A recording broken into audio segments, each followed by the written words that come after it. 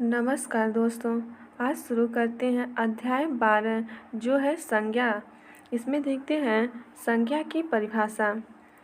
तो संज्ञा की परिभाषा हो जाएगा, किसी व्यक्ति, वस्तु, स्थान, भाव आदि के नामों को संज्ञा कहते हैं, जैसे मनुष्य, मूर्खता, राम, सेना आदि।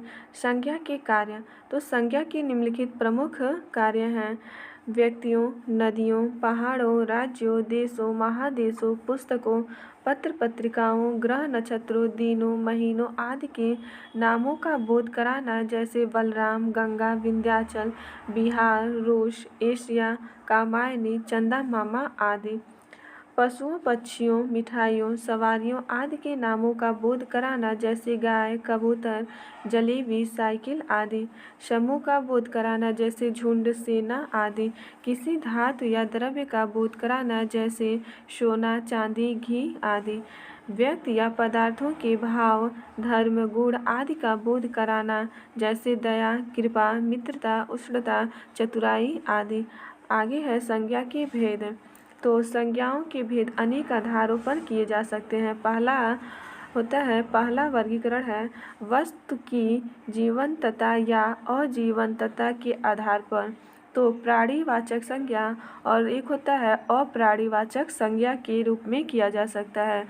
लड़का, घोड़ा, पक्षी आदि में जीवन है, ये चल फिर सकते हैं, अतः इन्हें प्राणीवाचक संज्ञा कहेंगे। और पेड़, ईंट, दीवार आदि में जीवन नहीं है, ये न चल सकते हैं न बोल सकते हैं, इसलिए इन्हें कहते हैं अप्राणीवाचक संज्ञा। दूसरा वर्गीकरण है गणना के आधार पर हो सकता है। आम शब्द को ले, आम को हम गिन सकते हैं 1, 2, 3 आदि, किंतु दूध को हम नहीं गिन सकते, केवल माप सकते हैं। प्रेम, घृणा आदि की भी गिनती नहीं हो सकती। इस तरह संज्ञा के भेद हुए गणनीय और अगणनीय। इस वर्गीकरण का व्याकरण की दृष्टि में से महत्व यह है कि गणनीय संज्ञा वे हैं जिनके एक वचन और बहुवचन दोनों होते हैं। अगणनीय संज्ञा का प्रयोग सदा एक वचन में होता है। आगे है संज्ञा शब्द। तो एक होता है गणनीय और दूसरा होता है अगणनीय। तो गणनीय जो होता है एक वचन बहुवचन दोनों रूप में हो सकता है और ये जातिवाचक हो जाएगा। और अगणनीय संज्ञा जो होता है तो व्यक्तिवाचक और द्रव्यवाचक, समूह तथा भाववाचक हो जाएगा। आगे है इन्हें भी जाने। इसमें देखते हैं हिंदी व्याकरण में सभी तरह की संज्ञाओं को दो भागों में बांटा गया है, एक वस्तु की दृष्टि से, दूसरा धर्म की दृष्टि से। इसमें देखते हैं संज्ञा कौन कौन सी हो जाएगी। तो एक धर्म और वस्तु। तो धर्म में आ जाएगा भाववाचक संज्ञा और वस्तु में हो जाएगा व्यक्तिवाचक संज्ञा, जातिवाचक संज्ञा, समूहवाचक संज्ञा और द्रव्यवाचक संज्ञा। और तीसरा वर्गीकरण किया गया है व्युत्पत्ति के आधार पर किया गया है। तो व्युत्पत्ति की दृष्टि से संज्ञा के 3 भेद होते हैं। पहला होता है रूढ़, दूसरा होता है यौगिक और तीसरा होता है योग रूढ़। तो पहला देखते हैं रूढ़।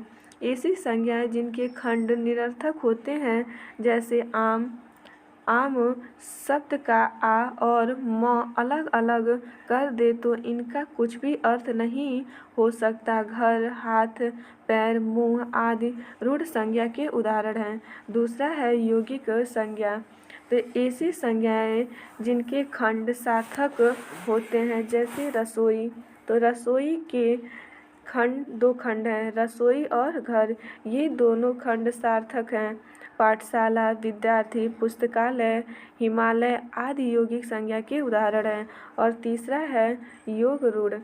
ऐसी संज्ञाएं जिनके खंड सार्थक हो परंतु जिनका अर्थ खंड शब्दों से मिलने वाले अर्थ से भिन्न हो, जैसे पंकज के दोनों खंड पंख और ज सार्थक हैं। पंख का अर्थ है कीचड़ और ज का अर्थ है जन्मा हुआ, किंतु पंकज का अर्थ होगा कमल, न कि कीचड़ से जन्मा हुआ।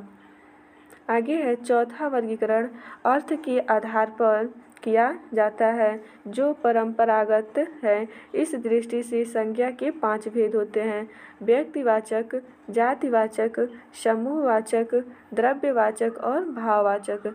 इसमें पहला देखते हैं व्यक्तिवाचक संज्ञा। तो व्यक्तिवाचक संज्ञा किसी विशेष व्यक्ति या स्थान का बोध कराती है, जैसे गंगा, तुलसी, पटना, राम, हिमालय आदि। हिंदी में व्यक्तिवाचक संज्ञा की संख्या सर्वाधिक है। व्यक्तिवाचक संज्ञाओं में निम्नलिखित नाम समाविष्ट होते हैं।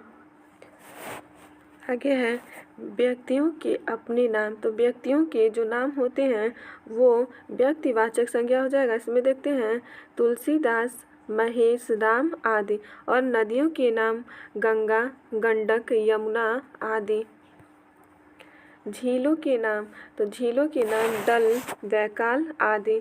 समुद्रों के नाम प्रशांत महासागर, हिंद महासागर आदि। पहाड़ों के नाम में हो जाएगा आल्प्स, विंध्य, हिमालय आदि। गांव के नाम रेवड़ा, डीह, पांडेय पार, कोटवा आदि। नगरों के नाम जौनपुर, प्रयागराज, गोरखपुर आदि। सड़कों, दुकानों, प्रकाशनों आदि के नाम अशोक, राजपथ, परिधान, आदित्य पब्लिकेशन आदि हो जाएगा। महादेशों के नाम एशिया, यूरोप आदि। देशों के नाम चीन, भारतवर्ष, रूस आदि। राज्यों के नाम में है उड़ीसा, बिहार, महाराष्ट्र आदि। पुस्तकों के नाम रामचरितमानस, सूरसागर आदि। पत्र पत्रिकाओं के नाम दिनमान, अवकाश जगत आदि। त्योहारों, ऐतिहासिक घटनाओं के नाम गणतंत्र दिवस, बाल दिवस, रक्षाबंधन, शिक्षक दिवस, होली, गोलमेज और कॉन्फ्रेंस आदि। ग्रह नक्षत्रों के नाम, तो चंद्र, रोहिणी, सूर्य आदि। महीनों के नाम आश्विन, कार्तिक, जनवरी आदि हो जाएगा। दिनों के नाम सोमवार, मंगलवार, बुधवार आदि। और दूसरा है जातिवाचक संज्ञा। इसमें देखते हैं जातिवाचक संज्ञा किसे कहते हैं। तो जातिवाचक संज्ञा किसी वस्तु या प्राणी की संपूर्ण जाति का बोध कराती है, जैसे गाय, नदी, पहाड़, मनुष्य आदि। गाय किसी एक गाय को नहीं कहें, अपितु यह शब्द संपूर्ण गो जाति के लिए प्रयुक्त होता है। मनुष्य शब्द किसी एक व्यक्ति के नाम को सूचित न कर पूरी मानव जाति का बोध कराता है, इसे ही जातिवाचक संज्ञा कहते हैं। आगे है जातिवाचक संज्ञाओं में निम्नलिखित समाविष्ट होते हैं। तो पशुओं, पक्षियों एवं कीट पतंगों के नाम खटमल, गाय, घोड़ा, चील, मैना आदि। फलों, सब्जियों तथा फूलों के नाम, इसमें है आम, केला, परवल, पालक, जोही आदि। पहनने, ओढ़ने, बिछाने आदि के सामान भी हो जाएंगे इसमें, तो कुर्ता, जूता, तकिया, तोशक, धोती, साड़ी आदि। अन्य मसाले, मिठाई आदि पदार्थों के नाम गेहूँ, चावल, जलेबी, तेजपात, रसगुल्ला आदि। विभिन्न सामग्रियों के नाम अलमारी, कुर्सी, घड़ी, टेबल आदि। सवारियों के नाम में हो जाएगा नाव, मोटर, रेल, साइकिल आदि। संबंधियों के नाम बहन, भाई आदि। व्यवसायियों, पदों एवं पदाधिकारियों के नाम, इसमें होगा दर्जी, धोबी, भंगी, राज्यपाल आदि। सारणी से व्यक्तिवाचक और जातिवाचक का भेद और भी स्पष्ट हो जाएगा। तो इसमें देखते हैं, तो जातिवाचक, व्यक्तिवाचक और जातिवाचक। तो जातिवाचक में हो जाएगा तुलसीदास, सीता, गंगा, कोलकाता, हिमालय, भारतवर्ष। और तो व्यक्तिवाचक में हो जाएगा तुलसीदास, सीता, गंगा, कोलकाता, हिमालय, भारतवर्ष और डल। जातिवाचक में आ जाएगा कवि, स्त्री, नदी, नगर, पहाड़, देश और झील। समूहवाचक संज्ञा, तो समूहवाचक संज्ञा किसे कहते हैं। तो समूहवाचक संज्ञा पदार्थों के समूह को बोध कराती है, जैसे गिरोह, झब्बा, झुंड, दल, सभा, सेना आदि। ये शब्द किसी एक व्यक्ति या वस्तु का बोध न कराकर अनेक का उनके समूह का बोध कराते हैं। दूसरा है अगला है द्रव्यवाचक संज्ञा। द्रव्यवाचक संज्ञा किसे कहते हैं? तो हो जाएगा द्रव्यवाचक संज्ञा किसी धातु या द्रव्य का बोध कराती है, जैसे घी, चांदी, पानी, पीतल, सोना आदि। द्रव्यवाचक संज्ञा की सबसे बड़ी विशेषता यह है कि इसके पूर्ण रूप और अंश के नाम में कोई अंतर नहीं होता, जबकि जातिवाचक के पूर्ण रूप और अंश के नाम में पर्याप्त अंतर हो जाता है। एक टुकड़ा सोना भी सोना है और एक बड़ा खंड भी सोना है।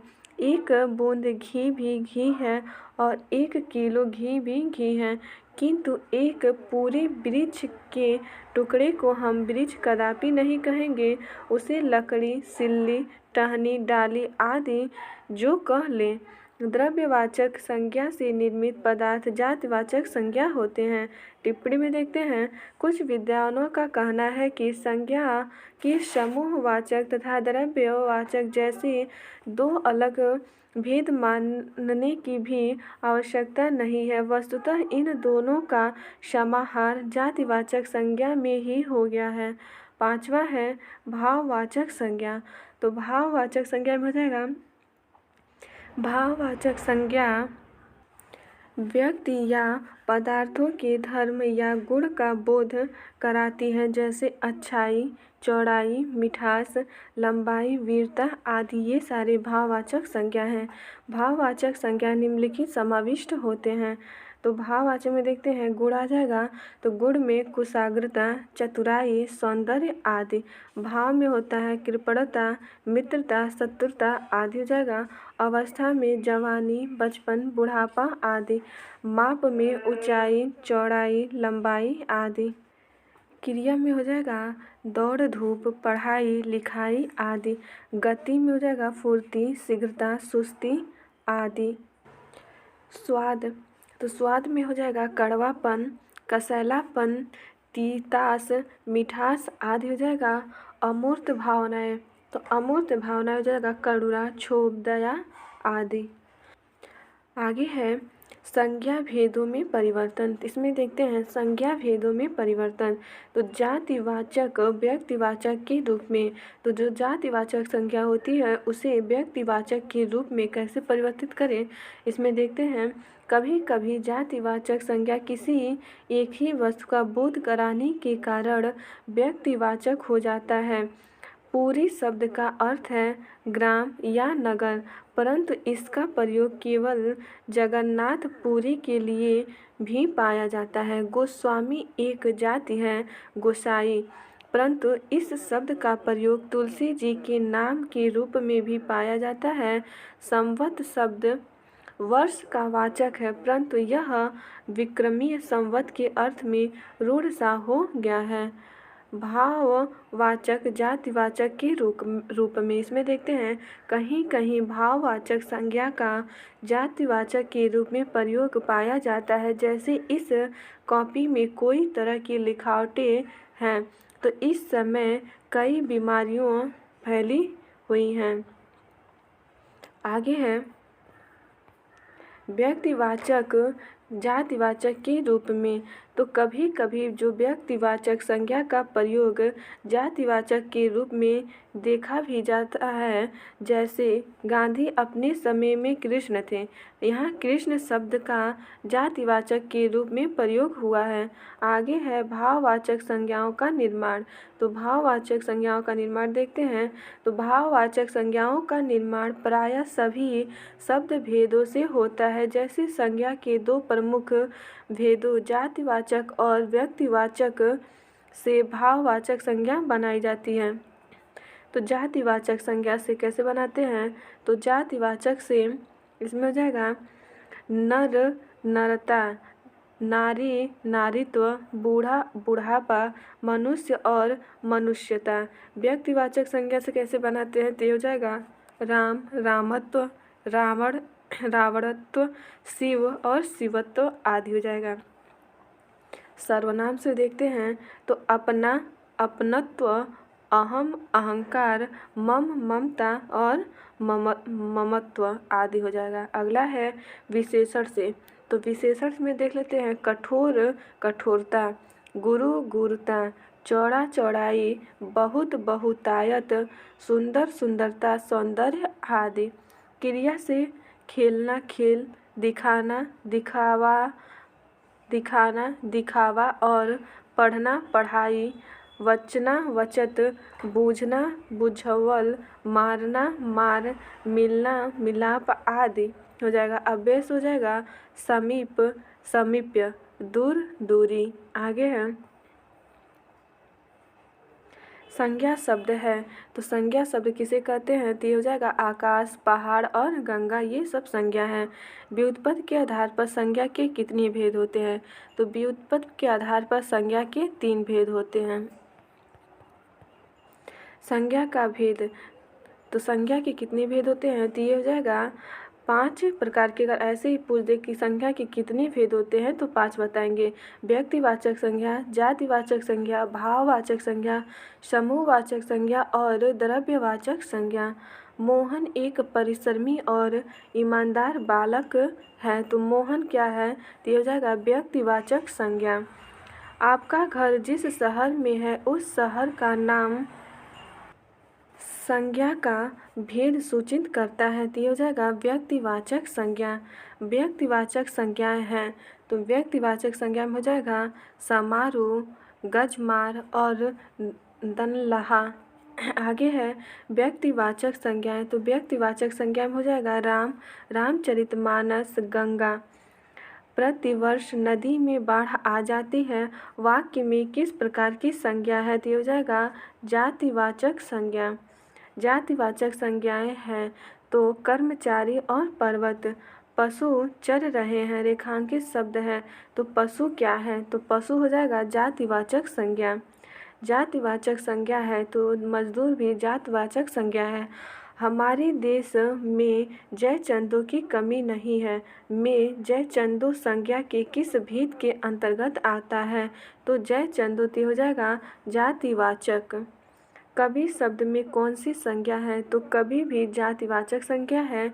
जिन संज्ञाओं से एक ही प्रकार की वस्तुओं अथवा व्यक्तियों का बोध हो उसे कहते हैं, तो उसे बोलते हैं जातिवाचक संज्ञा। तो जातिवाचक संज्ञा है तो वकील हो जाएगा। गाय कौन सी संज्ञा है, तो गाय जातिवाचक है। गांधी को राष्ट्रपिता कहा जाता है, वाक्य में संज्ञा किससे किस रूप में परिवर्तित हो रही है, तो ये जातिवाचक से व्यक्तिवाचक के रूप में परिवर्तित हो रही है। राज्यपाल में कौन सा संज्ञा है, दिया जाएगा जातिवाचक। लहर किस प्रकार की संज्ञा है, तो लहर जातिवाचक है। समुद्रगुप्त भारत का नेपोलियन था, यहाँ नेपोलियन किस प्रकार की संज्ञा का उदाहरण है, तो ये हो जाएगा इसके जातिवाचक।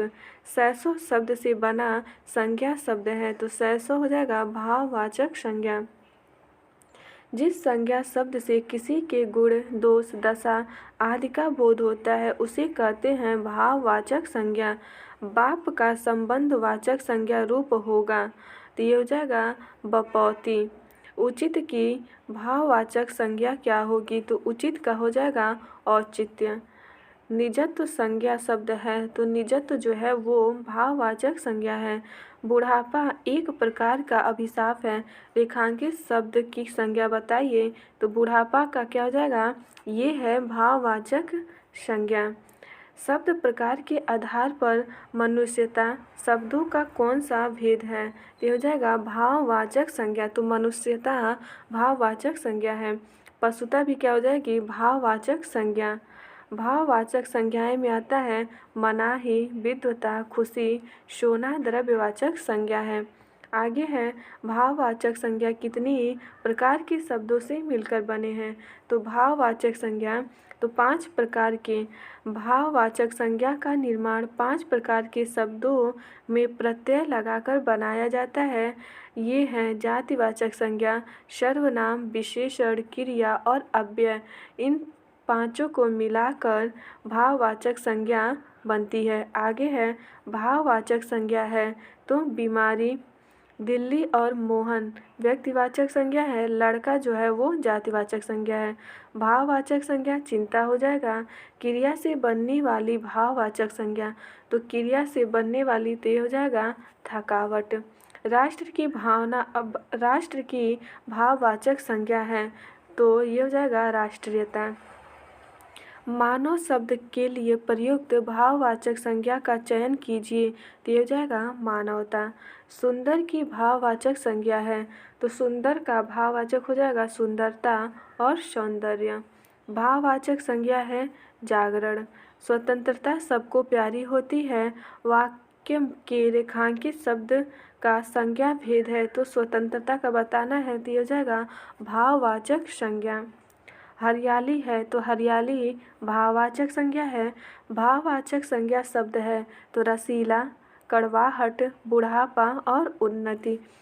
राम ने सुरेश के साथ मित्रता का निर्वाह किया, इनमें भाववाचक संज्ञा है तो जो भाववाचक हो जाएगा मित्रता। समूहवाचक संज्ञा है तो समूहवाचक हो जाएगा सभा, कक्षा और भीड़, ये सारी समूहवाचक संज्ञाएं हैं। संज्ञा शब्द है तो सभा। आगे है द्रव्यवाचक संज्ञा है दूध। संज्ञा का उदाहरण है सुंदरी, मानव, पटना। आगे है लंका का राजा रावण बहुत विद्वान था, इस वाक्य में रेखांकित अंश है तो लंका का राजा रावण तो हो जाएगा संज्ञा पदबंध। बड़े बड़ाई ना करे, बड़े न बोले बोल, रहीमन हीरा कौ कहे, लाख टके है मोल। रहीम द्वारा लिखित इस पंक्तियों में बड़े शब्द का प्रयोग जिस रूप में हुआ है वह है तो बड़े का हुआ है संज्ञा के रूप में। आगे है इसमें द्वार द्वार भटकना में प्रयुक्त द्विरुक्ति द्वार द्वार है तो हो जाएगा समग्रता प्रकट करने के अर्थ में। संज्ञाओं के साथ आने वाली विभक्तियों को क्या कहा जाता है तो हो जाएगा विश्लिष्ट। अचूक विशेषण के साथ उपयुक्त संज्ञा है निशाना।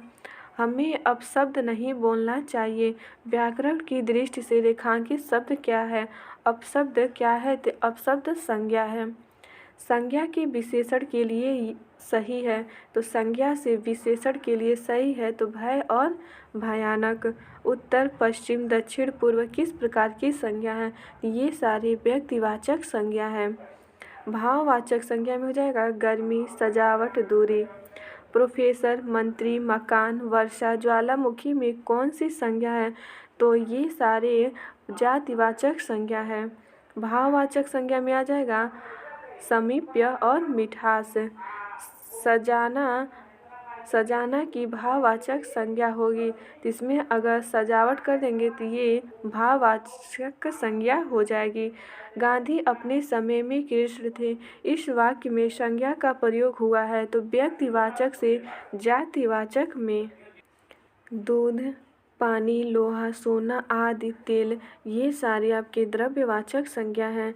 समूहवाचक संज्ञा में आ जाएगा सभा, दल, गिरोह, गुच्छा, कुंज और मंडल। भाववाचक संज्ञा का उदाहरण हो जाएगा दौड़। भाववाचक संज्ञाएं हैं तो दया, क्रोध, चिंता, ममत्व। भाववाचक संज्ञा है मनुष्यता और लड़कपन। भाववाचक संज्ञा और भी देखते हैं तो घबराहट, चढ़ाई और सजावट। बहाव, दौड़ में कौन सी संज्ञा है तो हो जाएगा भाववाचक संज्ञा। लंबाई, नम्रता, मिठास, समझ, चाल में कौन सी संज्ञा है तो हो जाएगा भाववाचक संज्ञा। भीष्म पितामह, गांधी, हरिश्चंद्र, कालिदास इत्यादि में कौन सी संज्ञा है तो ये सारे व्यक्तिवाचक व जातिवाचक संज्ञा विशिष्टता के कारण जातिवाचक संज्ञा के रूप में भी प्रयुक्त होती हैं। घर, पर्वत, मनुष्य, नदी, मोर और सभा किस प्रकार की संज्ञा है तो ये सारे हो जाएंगे जातिवाचक संज्ञा। लकड़ी किस प्रकार की संज्ञा है तो जो लकड़ी है वो हो जाएगा द्रव्यवाचक। सैसव शब्द में कौन सी संज्ञा है तो भाववाचक संज्ञा।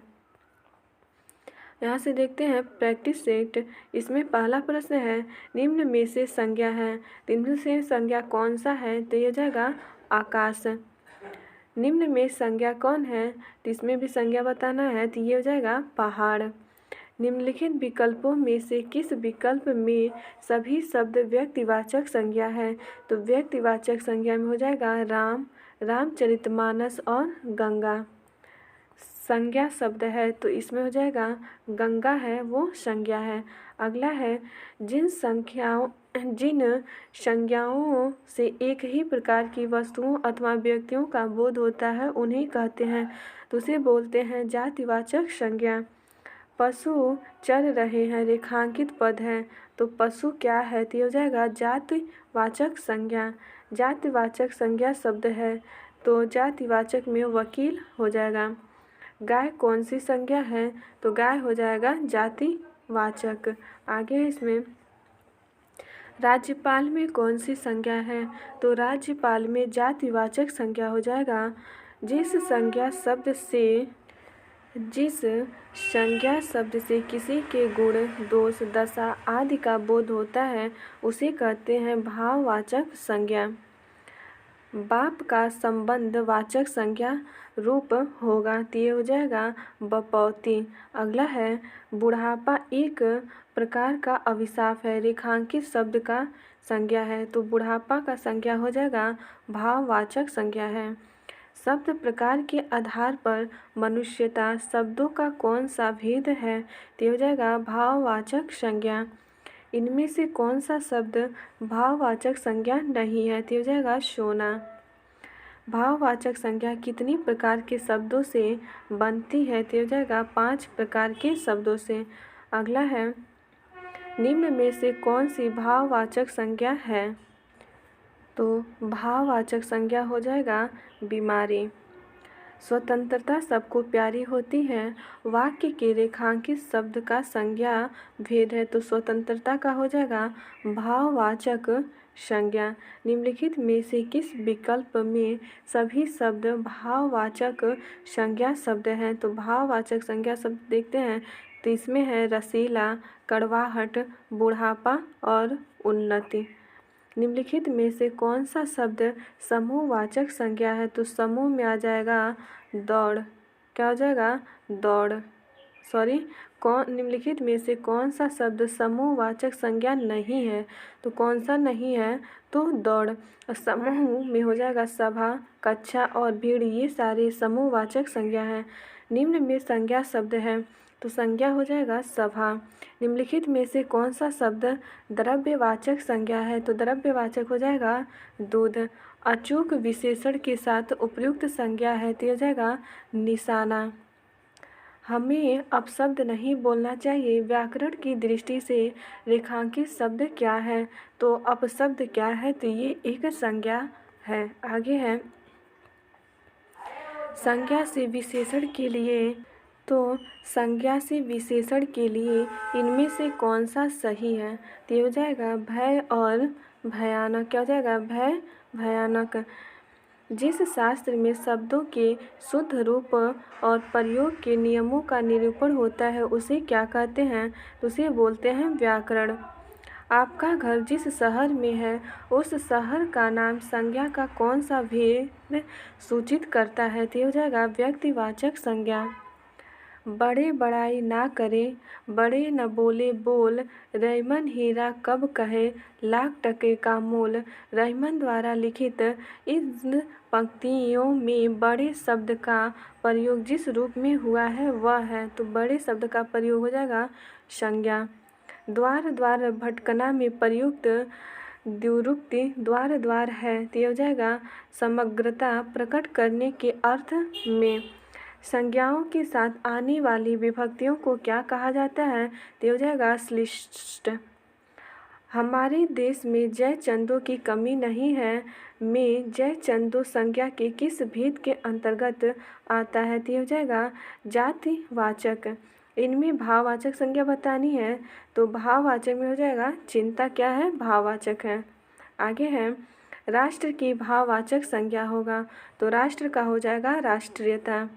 सुंदर की भाववाचक संज्ञा होगा, तो ये हो जाएगा ए और सुंदरता और सौंदर्य, ये दोनों सही है, डी ऑप्शन सही हो जाएगा। प्रयागराज संज्ञा की दृष्टि से है, तो प्रयागराज ये संज्ञा की दृष्टि से व्यक्तिवाचक संज्ञा है। अगला है व्युत्पत्ति के आधार पर संज्ञा के कितने भेद होते हैं, तो व्युत्पत्ति के आधार पर संज्ञा के 3 भेद होते हैं। दासत्व किस प्रकार की संज्ञा है? तो दासत्व ये भाववाचक संज्ञा है, इनमें से व्यक्तिवाचक संज्ञा नहीं है। तो व्यक्तिवाचक जो लेखक है वो व्यक्तिवाचक संज्ञा नहीं है। कवि शब्द में कौन सी संज्ञा है? तो कवि में हो जाएगा जातिवाचक संज्ञा। इनमें से भाववाचक संज्ञा है तो अमीरी भाववाचक संज्ञा है। लंका का राजा रावण बहुत विद्वान था, इस वाक्य में रेखांकित अंश है तो हो जाएगा संज्ञा पदबंध। आगे है इसमें निम्नलिखित विकल्पों में से उस विकल्प का चयन कीजिए जो दिए गए वाक्य के अनुसार सही संज्ञा पदबंध का विकल्प हो। तो 4 ताकतवर लोग उस अलमारी को उठा पाए, तो ये क्या हो जाएगा 4 ताकतवर लोग, डी ऑप्शन हो जाएगा। अगला है निम्नलिखित वाक्य के अनुसार संज्ञा उपवाक्य का विकल्प बताइए। दीपक ने कहा कि वह कल नहीं आ सकता, तो क्या हो जाएगा दीपक ने कहा। आगे है निम्नलिखित में से उस विकल्प का चयन कीजिए जो समूहवाचक संज्ञा का सही विकल्प है। तो समूहवाचक का हो जाएगा भीड़। निजत्व संज्ञा शब्द है तो निजत्व जो हो जाएगा भाववाचक संज्ञा। पशुता शब्द उदाहरण है तो पशुता हो जाएगा भाववाचक संज्ञा। इनमें से भाववाचक संज्ञा है तो भाववाचक में आ जाएगा चिंता। क्रिया से बनने वाली भाववाचक संज्ञा है तो थकावट। हरियाली है तो हरियाली कैसी है, तो ये क्या हो जाएगा भाववाचक संज्ञा। राम ने सुरेश के साथ मित्रता का निर्वाह किया, इनमें भाववाचक संज्ञा है तो हो जाएगा मित्रता। मानव शब्द के लिए उपयुक्त भाववाचक संज्ञा का चयन कीजिए तो हो जाएगा मानवता। निम्न में से भाववाचक संज्ञा है तो हो जाएगा जागरण। लहर किस प्रकार की संज्ञा है? तो लहर किस प्रकार की संज्ञा है तो ये है जातिवाचक संज्ञा। समुद्रगुप्त भारत का नेपोलियन था, यहाँ नेपोलियन किस प्रकार की संज्ञा का उदाहरण है तो ये है जातिवाचक संज्ञा का। उचित की भाववाचक संज्ञा क्या होगी? तो उचित का हो जाएगा औचित्य। निम्न में से संज्ञा का उदाहरण नहीं है, तो संज्ञा का उदाहरण वह नहीं है। संज्ञा का भेद नहीं होता है तो संज्ञा का भेद निजवाचक नहीं होता है। आगे है निम्नलिखित में से कौन सी जातिवाचक संज्ञा है? तो जातिवाचक संज्ञा हो जाएगा मजदूर। प्रतिवर्ष नदी में बाढ़ आ जाती है, वाक्य में किस प्रकार की संज्ञा है तो हो जाएगा जातिवाचक संज्ञा। गांधी को राष्ट्रपिता कहा गया है, वाक्य में संज्ञा किससे किस रूप में परिवर्तित हो रही है तो हो जाएगा जातिवाचक से व्यक्तिवाचक में। सैसव शब्द से बना संज्ञा है तो सैसव शब्द से बना संज्ञा भाववाचक हो जाएगा। व्यक्तिवाचक संज्ञा चुनिए।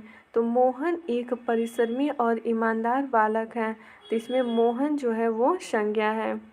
आगे है निम्नलिखित में से कौन सा शब्द जातिवाचक संज्ञा है? तो जातिवाचक संज्ञा में हो जाएगा आपका कर्मचारी और गंगा, गंगा नहीं पर्वत। कर्मचारी और पर्वत ये दोनों आपके जातिवाचक संज्ञा है। आगे है निम्नलिखित में से कौन सा शब्द व्यक्तिवाचक संज्ञा नहीं है? तो कौन सा नहीं है तो हो जाएगा डोंगर। ये टॉपिक आपके ख़त्म हो गए। यदि ये वीडियो आप लोगों को अच्छी लगी हो तो प्लीज़ लाइक एंड सब्सक्राइब ज़रूर कीजिएगा। धन्यवाद दोस्तों।